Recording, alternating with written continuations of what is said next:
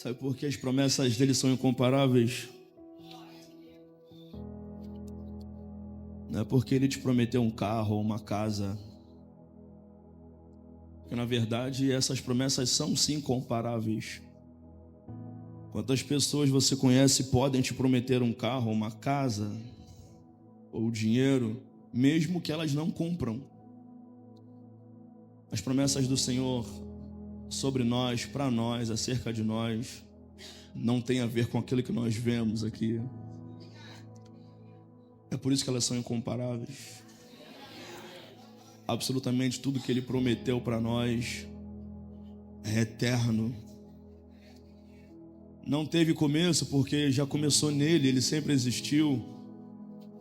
Apenas chegou até nós. Houve uma data em que essa promessa nos alcançou, essas promessas, mas elas não têm fim, elas não acabam.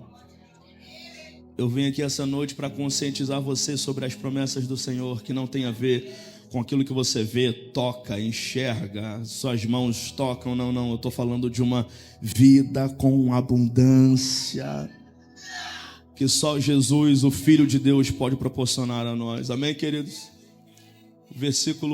Primeiro vamos ler o verso 4 e depois o verso 23. Evangelho de João, capítulo 4.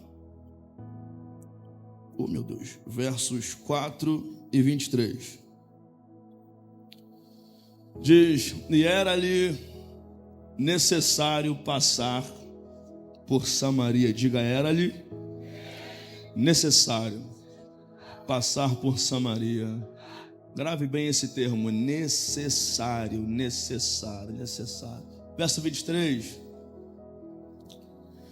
Mas a hora vem, e é agora, em que os verdadeiros adoradores adorarão ao Pai em espírito e em verdade, porque o Pai procura a tais que assim o adorem. Aí você fecha a sua Bíblia, diz para alguém: esta é a noite que o Senhor vai te achar. Diga para 2 ou 3 pessoas, diga: o Senhor vai te encontrar hoje, o Senhor vai te achar hoje. Aleluia, aleluia. Pode se sentar, querido. Quantos creem que serão achados pelo Senhor aqui esta noite?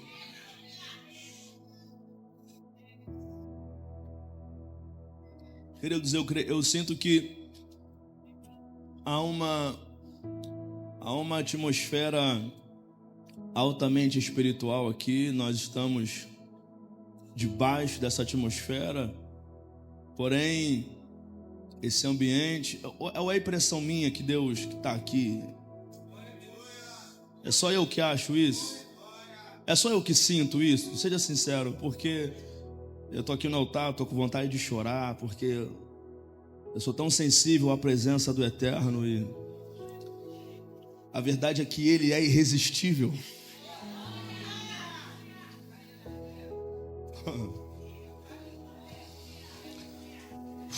O Senhor Jesus, Ele é irresistível, queridos.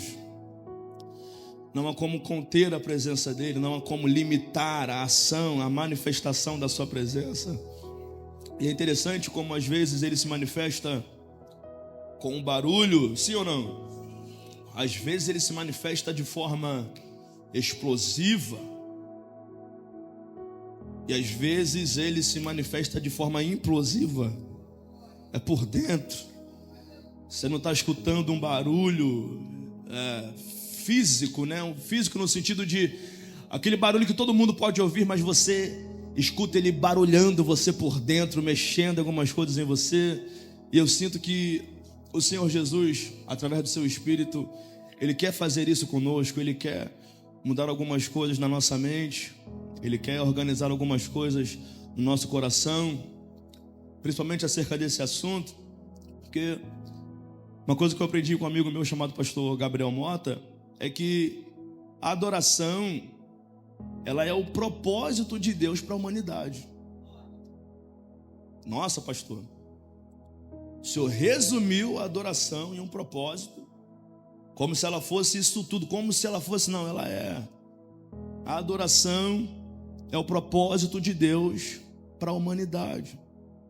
Deixa eu assustar você aqui já de início. Só existe pregação porque em alguns lugares ainda não existe adoração. Por que existem missões? Por que os missionários se reúnem para fazer missões em África, Amazonas, ou, enfim, China? É porque nesses lugares ainda não há adoração. A pregação da palavra é uma ferramenta que o Senhor se utiliza para converter o coração do pecador para que ele se torne um adorador. É por isso que eu costumo dizer, e isso assusta alguém às vezes, mas esta igreja é uma igreja madura. Eu costumo dizer que aquilo que é terreno, queridos, na verdade não é relevante para Deus. Tudo que é terreno, na verdade, cumpre uma agenda eterna que o próprio Deus criou. As coisas dessa vida são passageiras. Tudo que você vê, tudo que você toca, vai ficar aqui. Tudo isso apenas está cumprindo um projeto de Deus para que na eternidade seja materializado, seja estabelecido sobre nós. É por isso que no céu não haverá pregação. Te assustei? Tem alguém escandalizado aqui, gente? Gente, no céu não vai ter, queridos, abram as vossas Bíblias no livro dos reis de Israel. Não. Porque no céu estarão aqueles que já aprenderam, que já estão familiarizados com o que está escrito. Mas no céu vai ter comunhão e no céu vai ter adoração. Pastor, o senhor está falando que a adoração está acima da Bíblia? Não, a Bíblia é a palavra de Deus. Deus está acima da Bíblia, na verdade. Ele está acima da palavra dele, ele está acima do propósito dele. Porque, queridos, eu preciso começar de uma forma totalmente diferente que eu planejei, porque o Senhor tem me tirado um pouco do método e me trazendo para o livre. Há um interesse de Deus no coração do adorador, não na adoração do adorador. Como você acabou de ler, Deus Ele está à procura de quem? Dos adoradores ou da adoração? Dos adoradores. Logo, o negócio de Deus não é com o que você faz, o negócio de Deus é com você. O negócio dele é com gente, sabe? E é necessário a gente descortinar algumas coisas concernentes a esse assunto, uma vez que você entende que era necessário que ele passasse por Samaria, porque na verdade não era necessário que ele passasse por Samaria. O caminho dele, o destino dele era a Galileia. E os judeus não passavam por Samaria para chegar à Galileia, eles davam a volta, porque os judeus não falavam com os samaritanos. Por isso eles evitavam pisar em Samaria. Não era necessário passar por uma questão geográfica, mas havia uma mensagem no coração de Jesus que precisava ser pregada para alguém de Samaria. Que mensagem é essa? É chegada a hora e é agora em que os verdadeiros adoradores adorarão ao Pai em espírito e em verdade. Primeira coisa que você precisa entender sobre o que não é adoração. Esta série se inicia hoje e vamos colocar episódio, já que é uma série, então este episódio, ele é uma introdução. Eu preciso alertar vocês sobre o que não é adoração e muita gente acha que é. Primeiro, adoração, quem trouxe papel e caneta, quem está anotando no bloco de notas, primeira coisa que adoração não é música. Diga, adoração não é música.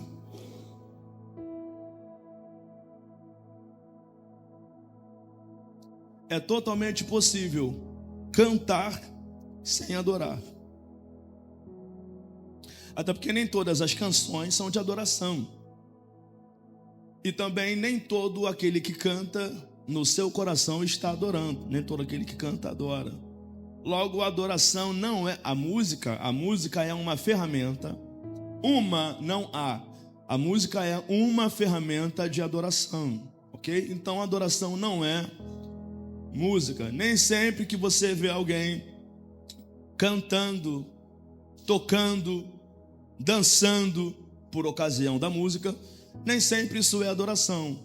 Às vezes é só uma expressão, às vezes é uma reação àquilo que ele está ouvindo ou sentindo, e nem sempre isso é adoração.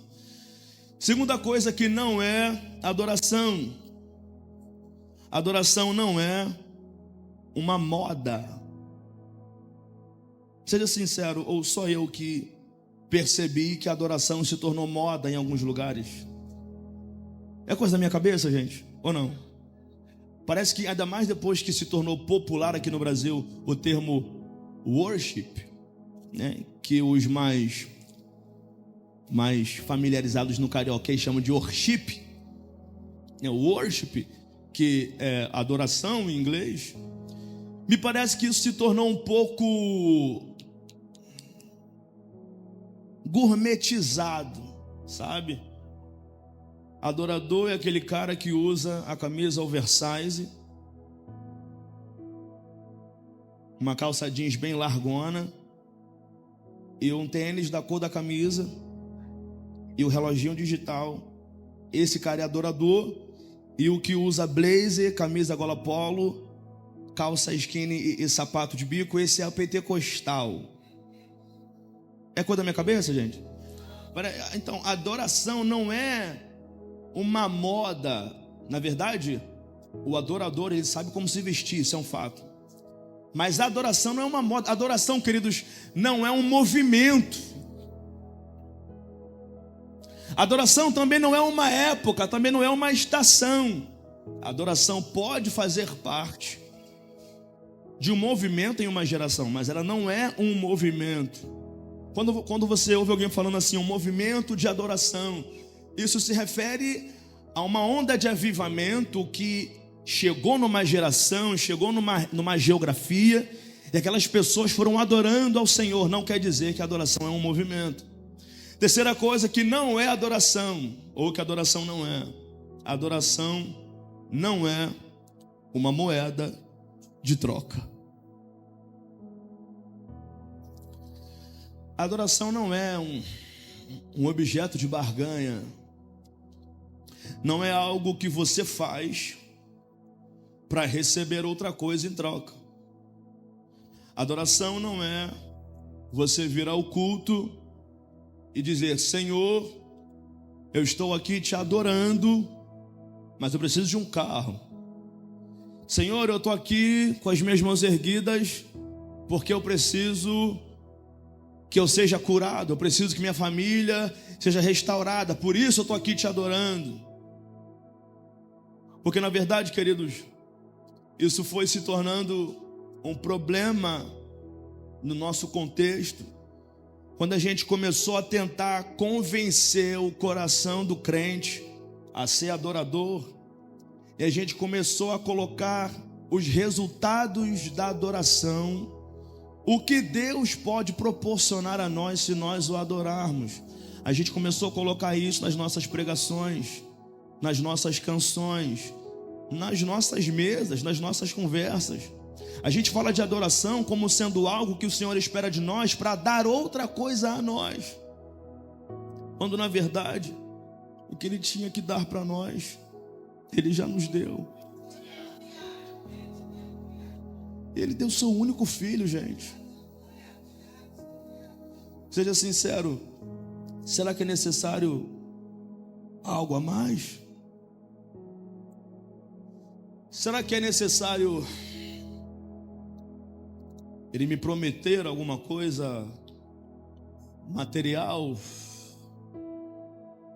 O que Ele precisa fazer por você, além do que Ele já fez, além daquilo que Ele já fez, para que Ele tenha o teu coração por completo? Queria que você, nesse primeiro momento dessa mensagem, fizesse uma autoanálise e se perguntasse: o que Jesus precisa fazer ainda para que eu me entregue a Ele por completo?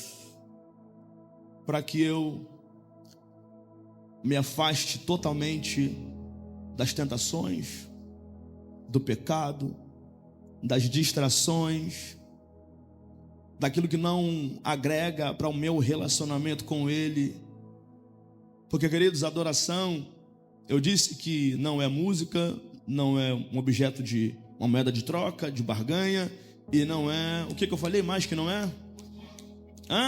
Uma moda.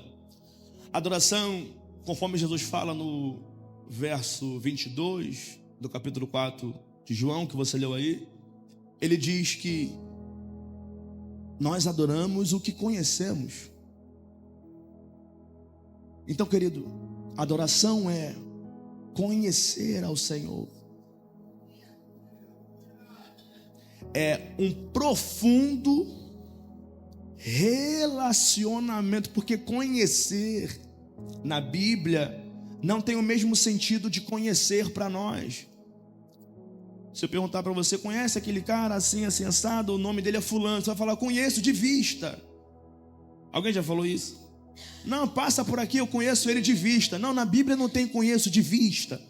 Quando a Bíblia fala sobre conhecer, isso denota um profundo nível de relacionamento. É por isso que Gênesis 4, a partir do verso 1, o texto fala que Adão conheceu a sua mulher e teve filhos.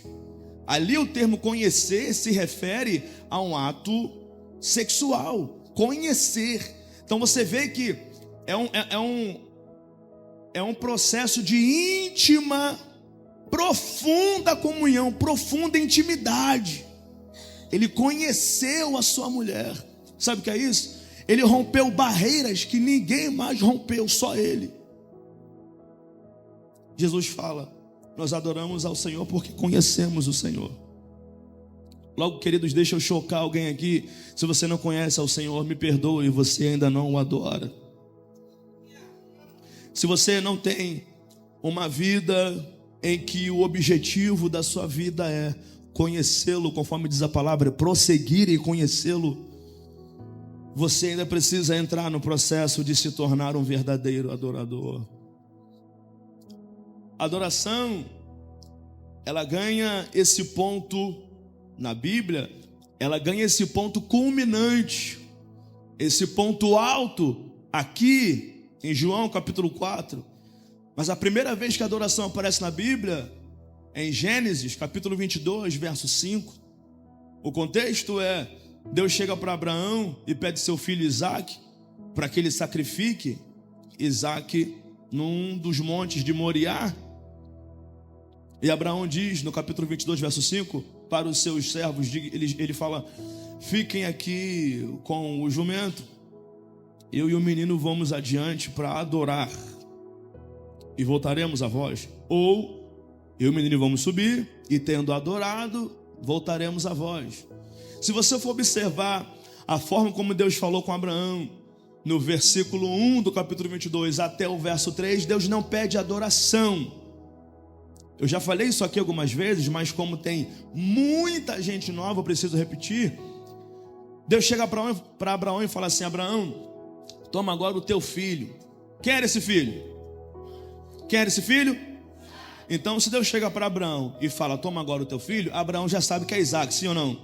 Mas ele fala, toma agora o teu único filho. Está falando de quem?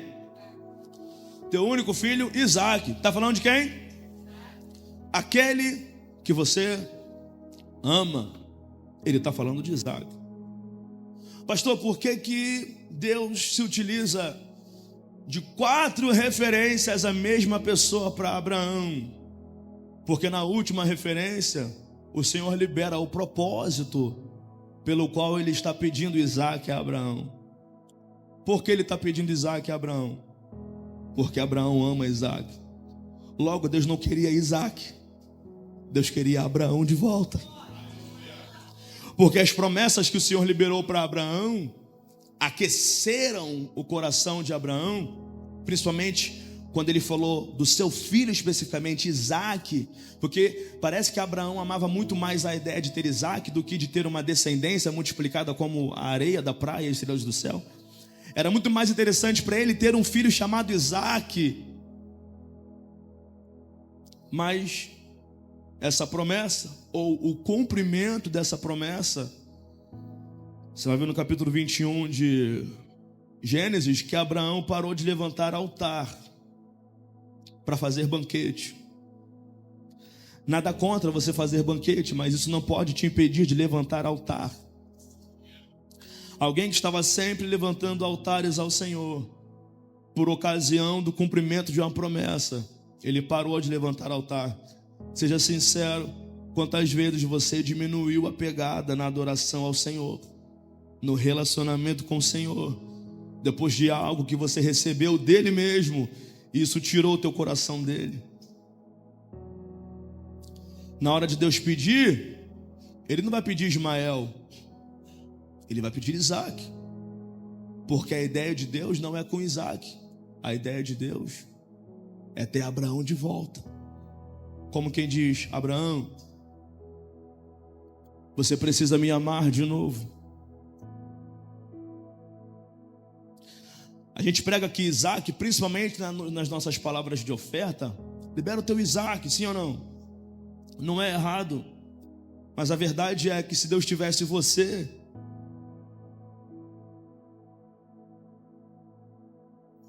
você daria Isaac todo dia. Percebeu que de alguns anos para cá, talvez 10, 15, se tornou muito popular essa questão da palavra de oferta nos nossos cultos? É errado? Não. Estamos pregando sobre um tema específico. Mas por que a gente faz questão de dar palavra de oferta? Porque o crente tem dificuldade de ofertar, de entregar. Aí você tem que colocar alguém que tenha uma boa palavra de oferta, sim ou não? Para convencer o coração de alguém aqui a liberar uma oferta excelente. Porque na cabeça do cara ele precisa de uma palavra de oferta que seja top, para convencê-lo a ofertar ou a dar dízimo. Eu fico olhando e imaginando Deus dizendo ou pensando: não era para precisar, não era para depender disso. Porque, queridos, quando Jesus fala assim: amarás o Senhor teu Deus com toda a tua força, com todo o teu entendimento, com todo o teu coração, ele fala entendimento, teus pensamentos, tua mente, com todo o teu coração, com todas as tuas emoções e com toda a tua força. É tudo aquilo que gera esforço, que exige esforço.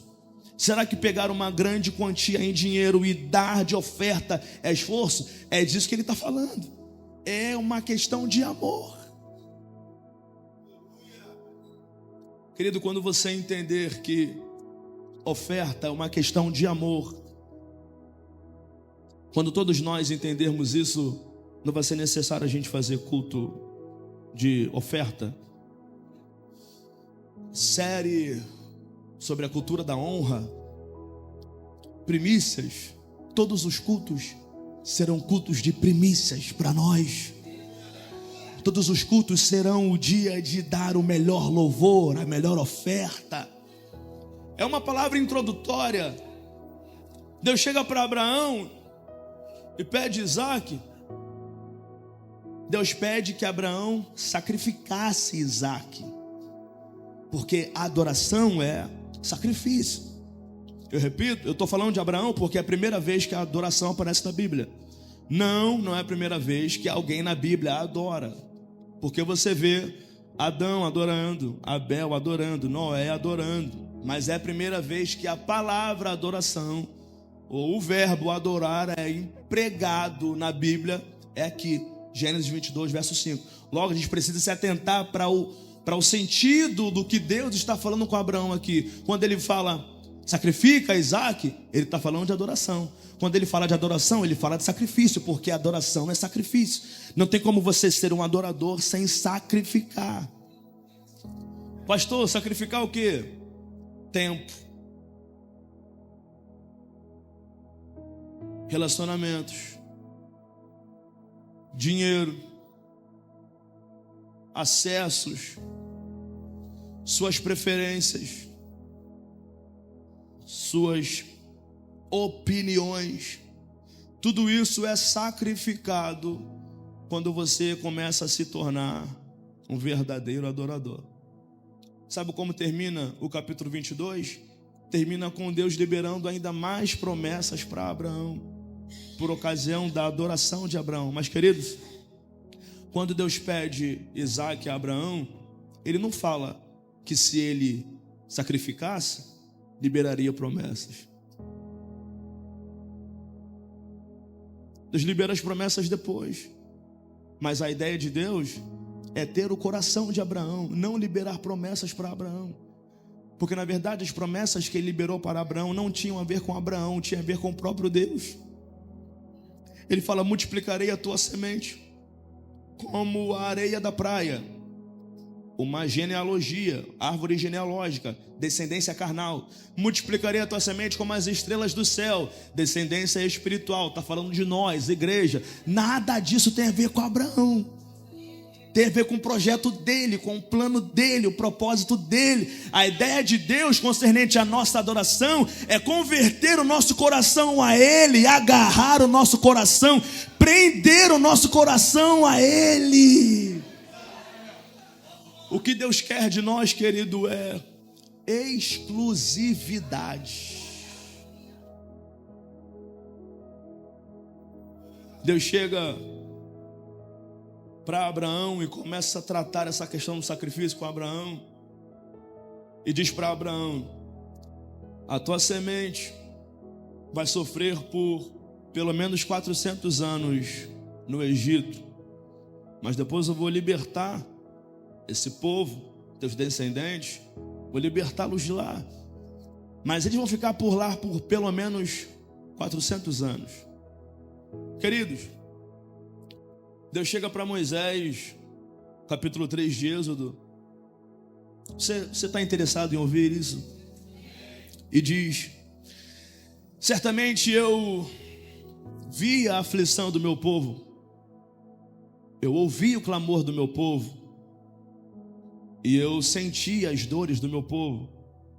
Preciso que você vá até lá e resgate o meu povo do Egito.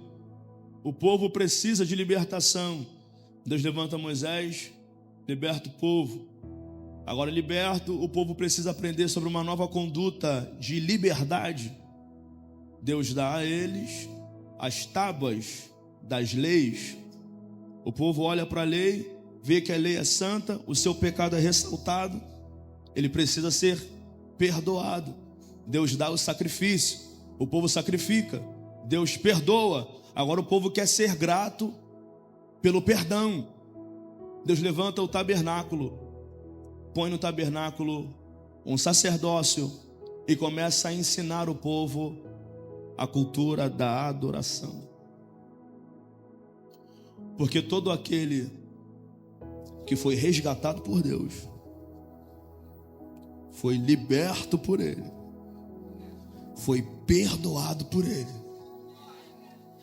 sente o desejo queimando no coração de viver uma vida de adoração.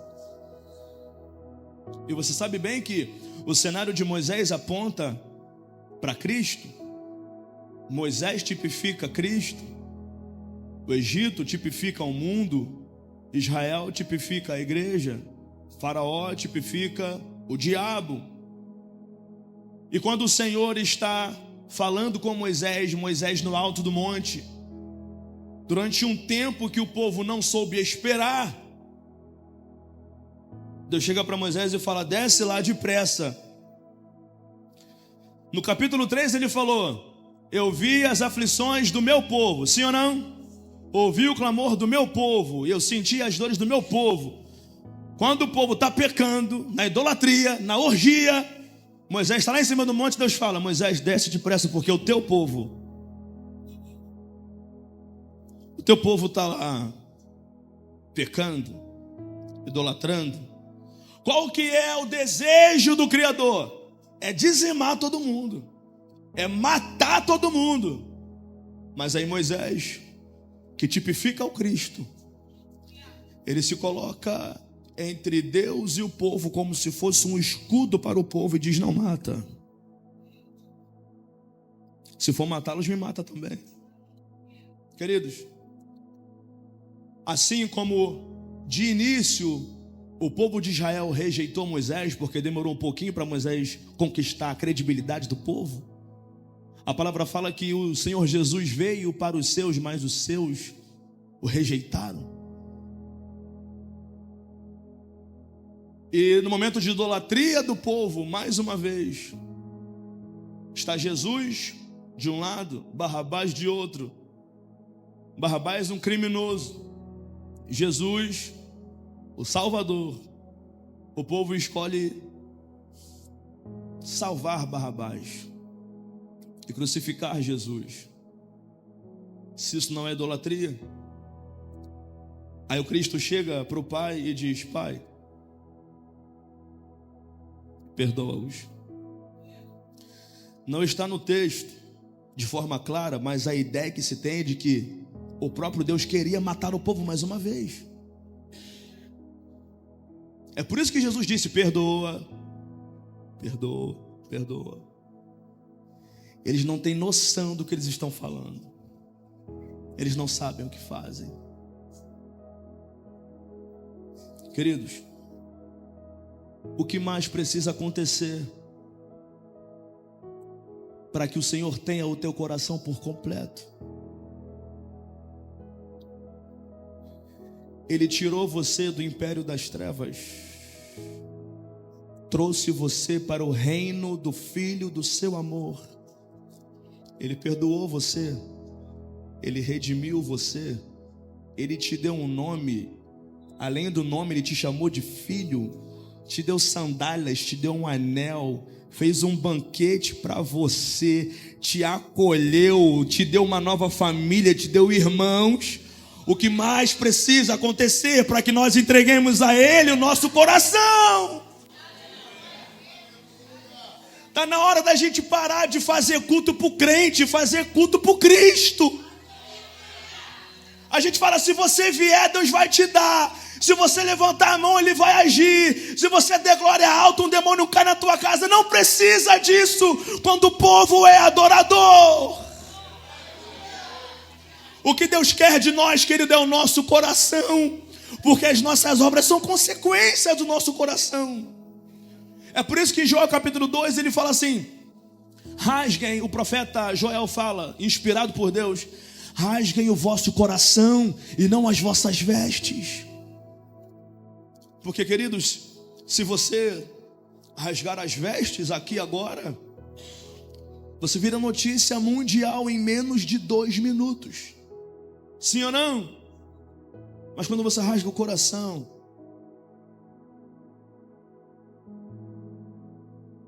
é você e Ele. É por isso que Jesus, em Mateus capítulo 6, verso 6, Ele fala: quando você for orar, entra no quarto, fecha a porta, fala com o teu pai em secreto, e o teu pai que te vê em secreto te recompensará publicamente. Um contexto que é de total adoração, intimidade. A gente se apega ao final do texto, que fala sobre a recompensa, porque é mais interessante para nós a consequência da intimidade com Ele do que a intimidade com Ele. Estou mentindo, gente? É coisa da minha cabeça? Seja sincero. A gente pega: porque se você orar no secreto, Deus vai te recompensar em público. Aí você imagina um público ao seu redor e você recebendo um carro, um público ao seu redor e você recebendo uma promoção na empresa, um público ao seu redor e você sendo reconhecido por todo mundo. Não, não, não. Quando ele fala de recompensa, ele fala de galardão. Tanto é que no versículo 5, ele fala: não orem como os hipócritas ou os fariseus, não me lembro agora, que eles oram na praça, nas praças, em público, para serem vistos. Digo a vocês que eles já receberam o galardão deles. Mas vocês, quando forem orar, entrem no quarto. Está ali? Olha, vai no 5, por favor. E quando orares, não sejam como os hipócritas, pois se comprazem em orar em pé nas sinagogas e às esquinas das ruas para serem vistos pelos homens. Em verdade vos digo que já receberam o seu. Jesus aqui não está repreendendo quem faz evangelismo na rua, não é isso. Ele está falando de gente que vai para a rua orar para que as pessoas vejam que ele sabe orar. O verso 6. Mas tu, quando orares, entra no quarto, fecha a porta, no teu aposento, fechando a tua porta, ora teu pai que está em secreto, e teu pai que vem em secreto te recompensará publicamente. Porque, queridos, haverá um dia em que toda a noiva do Cordeiro será recompensada publicamente. É disso que ele está falando. Qual que é o nosso problema com o secreto? É que a gente tem pressa. Porque não é interessante para todos. Gente, está muito dura essa palavra, está muito pesada. Poxa, que pena, era para ser. Eu queria que fosse. Para alguém. Porque, seja sincero, depois que você peca, depois que você tem uma atitude de pecado, você se afasta de Deus porque você entende que você não é digno de falar com Ele. Estou mentindo? Seja sincero, eu estou mentindo? Você fala, como é que eu vou falar com Deus? Como é que eu vou? Sentimento de culpa. Eu sou indigno. Eu não vou entrar no quarto para falar com Ele. Eu não vou falar com Ele, eu não vou para a igreja. Por quê? Eu estou com medo dEle, eu pequei contra Ele. No momento em que você mais precisa dEle, você se afasta dEle. Você fala, não vou orar. Eu não mereço falar com Ele. Enquanto o salmista fala no capítulo 51, Davi fala que Deus não rejeita um coração contrito. Sabe? A gente olha para o pecado, escolhe o pecado e depois, podendo escolher o Senhor para nos perdoar, a gente prefere ficar entre o pecado e o Senhor. Neutro. Na sua cabeça é neutro. Porque, queridos, você precisa se desligar de tudo aquilo que se torna um empecilho para que você entre no secreto. Isso é adoração. É você entrar no secreto quando acha que está santo e quando acha que está pecador. É você chegar e falar, Senhor, eu estou vindo aqui falar com o Senhor porque eu estou quase pecando. Ou porque eu pequei. Senhor, eu fiz sexo com a minha namorada ontem. Eu fiz sexo com a minha namorada hoje. O Senhor sabe. E eu estou vindo aqui me arrepender porque eu não quero nunca mais fazer isso. Me perdoa. Você vai sentir aquele vazio, aquele silêncio seco, doído, ardido. E você vai falar, eu sei que eu pequei contra o Senhor, mas eu quero insistir no relacionamento com o Senhor. E você continua ali orando. Depois você sai. Depois você volta de novo. E no dia seguinte você volta para falar com Ele de novo, dizendo, Senhor, eu ainda estou sentindo essa culpa no meu coração, me ajuda a me livrar disso, porque eu quero tanto me relacionar com o Senhor em santidade. Está na hora de quebrar esse tabu, gente. Chega disso. Chega disso. Você pode pecar sim ou não? Não. Já respondi para você. Não pode. Mas se você pecar, você tem uma ferramenta chamada arrependimento. Para que você use essa ferramenta para que você nunca mais peque daquela forma de novo. Porque Deus não tem compromisso com quem não peca. O pecado é inevitável. Alguns pecados, às vezes, são inevitáveis. Você peca sem perceber, mas esse deve ser o tipo de pecado, porque a nossa natureza é declinada para o pecado. O pecado deve ser um acidente, não um planejamento. Mas até para quem planeja, Ele perdoa, se houver um arrependimento genuíno. Porque o seu amor ao Senhor é revelado no seu arrependimento. Sabe o que Jesus fala em Mateus capítulo 10? Ele fala para os discípulos, aquele que ama... Deixa eu ver qual versículo ele fala isso. Mateus capítulo 10, eu não sei se é o verso 22...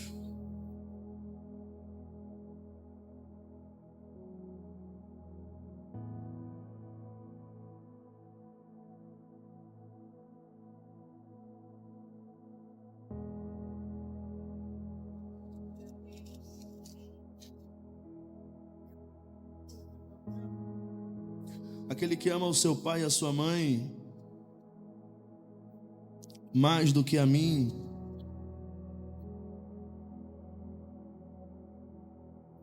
Dez 37.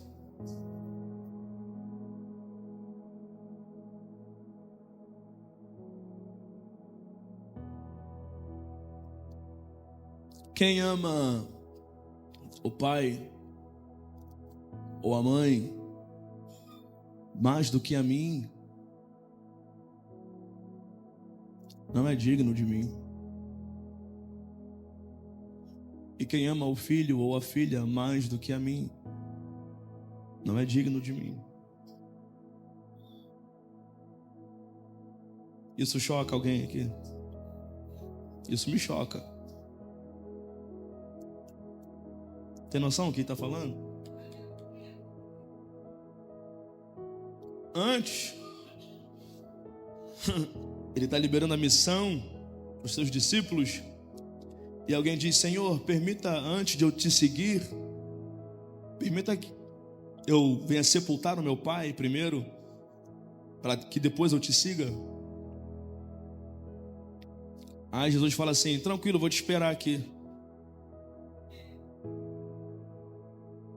É isso que ele fala. Vai lá rapidinho, vou marcar um 10 aqui, sepulta lá teu pai. Ele fala: deixe que os mortos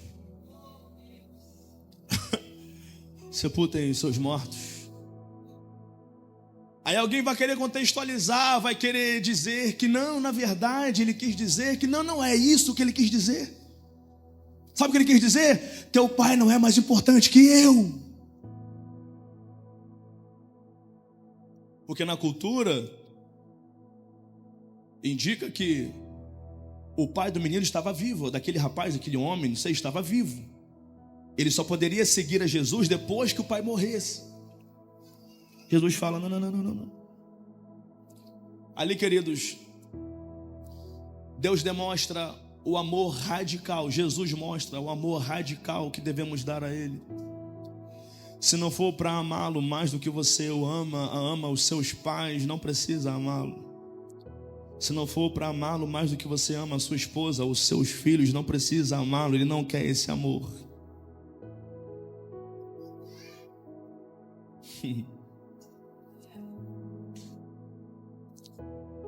Eu cheguei para aquelas duas meninas lindas que estão vendo ali atrás e falei: eu amo tanto vocês.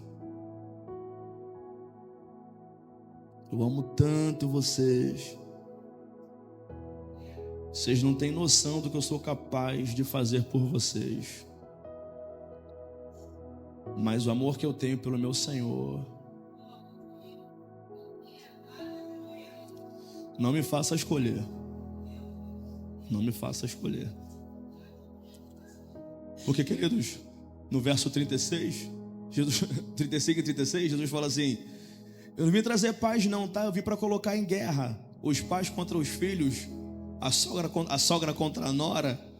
E eles: como assim? Porque ele é o príncipe da paz, mas essa paz ele não conquista pedindo: por gentileza, vocês poderiam permitir que eu faça vocês viverem em paz?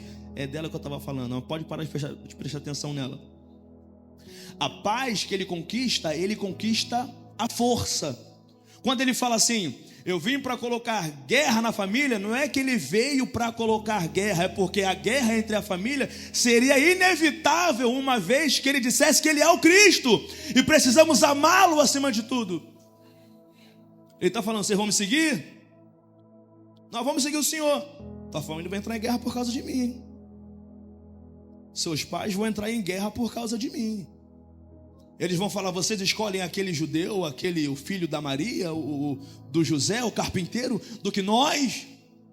E vocês vão dizer: sim, eu prefiro Jesus, o Filho de Deus. Eu prefiro amá-lo, eu prefiro reverenciá-lo, eu preciso adorá-lo, eu prefiro dar a Ele a minha vida, entregar a Ele o meu coração. Eu prefiro amá-lo com tudo que eu tenho, com tudo que eu sou. Eu prefiro amá-lo. Isso é adoração. É você amar o Senhor acima de tudo, acima de todos. Era necessário que ele passasse por Samaria. para dizer para a mulher samaritana: a hora é agora. Por que ela faz essa pergunta? Porque ela pergunta a ele: onde nós devemos adorar ao Senhor, adorar a Deus? Porque nossos pais adoravam aqui neste monte. E vocês dizem que deve se adorar a Deus em Jerusalém. Porque na verdade os judeus não falavam com os samaritanos, porque não havia essa divisão de Judá e Samaria. Não havia essa divisão, era tudo um povo só. Porém, depois da morte de Salomão, houve um descontentamento naquela época. Eles brigaram muito entre si, entre eles. Havia muita guerra. Por isso que no Salmo 122, o salmista fala: alegrei-me quando me disseram, vamos à casa do Senhor. Entramos em tuas portas, ó Jerusalém. Paz seja convosco, paz seja dentro de Jerusalém, dentro dos teus muros. Porque o povo dentro dos muros vivia em guerra. Logo o povo se dividiu. Uma parte foi para Samaria e outra permaneceu em Jerusalém. Logo os judeus e samaritanos não se dão mais, não se falavam. Só que o rei Jeroboão, que foi levantado em Samaria, para outra banda que foi para Samaria, o mesmo povo dividido, foi para Samaria e levantaram o Jeroboão para ser o rei deles. O rei ficou com medo porque o povo continuava subindo para Jerusalém, para adorar ao Senhor em Jerusalém, conforme Deus havia ordenado a Moisés, para as festas como Páscoa, Pentecostes, Hanukkah, fala outra festa aí, primícias, colheita e várias. São quantas festas? 7? 13 festas. Nossa, passei longe. Também que eu perguntei a ele, não afirmei. O povo continuava indo, voltando a Jerusalém para adorar. Logo o rei Jeroboão ficou com medo de perder o seu trono e disse: eu preciso inventar um Deus aqui e falar que esse Deus que tirou o povo de Israel do Egito. Ele faz o bezerro de ouro. Alguém lembra do bezerro de ouro? Quando Moisés está no monte orando, demorando, e o povo leva ouro para que Arão fizesse um Deus para adorar. E Arão fez o bezerro de ouro. É muito interessante a forma como Arão responde a Moisés. É engraçado, né? No 6 capítulo 37 de Êxodo, Moisés fala: Arão, o que você fez? Esse bezerro de ouro. E Arão fala: não, o povo me deu o ouro aqui. Esse povo você sabe que eles são corrompidos, né? Aí eu joguei esse ouro aqui no fogo e saiu esse bezerro. Que a gente tem essa coisa de, na idolatria, a gente dá essas respostas fajutas a Deus, né? Não, eu dei mole porque eu não ia pecar, mas pequei porque, sabe, porque... Não fui ao culto porque eu estava tão... Não, eu não orei, eu estava no telefone resolvendo algumas coisas, 24 horas por dia resolvendo algumas coisas. 7 dias na semana, 24 horas por dia resolvendo algumas coisas. Não tem capacidade de orar, de ler a Bíblia, de entrar para o secreto para falar com Deus. São sempre essas respostas fajutas que a gente dá no momento da idolatria. Quando o rei Jeroboão foi levantar um Deus com D minúsculo, ele preferiu pegar um Deus que o povo já conhecia. Levanta o bezerro de ouro, fala que foi o bezerro de ouro que tirou o povo do Egito. Logo a ideia de adoração começa a crescer de forma confusa na mente dos samaritanos. É por isso que a mulher samaritana está no monte, pegando água. E Jesus chega, começa a conversar com ela. Ela fala: você, judeu, falando comigo, sou samaritana, me pedindo água. E Jesus fala: minha filha, se você soubesse quem te pede água, você me pediria água, e eu te daria água viva. E ela fala: como assim água viva? Você é maior que Jacó que cavou esse poço? Ele fala: vai lá chamar teu marido. Ela: não tenho. Ele: exatamente. Já teve 5, e o que você tem agora não é teu. Aí ela: vejo que és profeta. Onde devemos adorar ao Senhor Jesus? Ou melhor, adorar ao Senhor. Ele fala: é chegada a hora em que os verdadeiros adoradores adorarão ao Pai em espírito e em verdade. Não é mais sobre Jerusalém, minha filha. Não, não, não. Não é mais sobre o templo. Não, não, não, não, não. É em espírito. É em verdade. Queridos, nessa palavra introdutória, eu preciso dizer a você que você não precisa nem sempre de... Na verdade, você não deve precisar nunca de uma motivação além do Cristo, morto, mas ressuscitado. Você não precisa de uma motivação além da alegria da salvação. É o que o salmista fala no Salmo 51: resgata em mim a alegria da salvação. Queria que você se colocasse de pé essa noite, querido.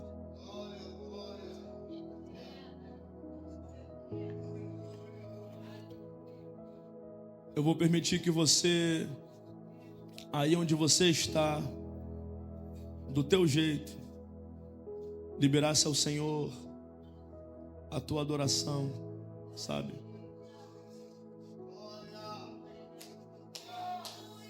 O salmista fala: cria em mim, ó Deus, um coração puro, renova em mim um espírito reto,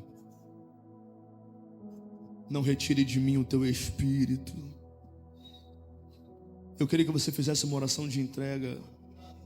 Na verdade eu queria, mas se você não quiser, não precisa, querido. Apenas conecte o teu espírito ao Espírito do Senhor nesse momento. O salmista no Salmo 24, ele fala: do Senhor é a terra, a sua plenitude, o mundo e todos os que nele habitam, porque o Senhor fundou a terra e estabeleceu sobre os mares as inundações.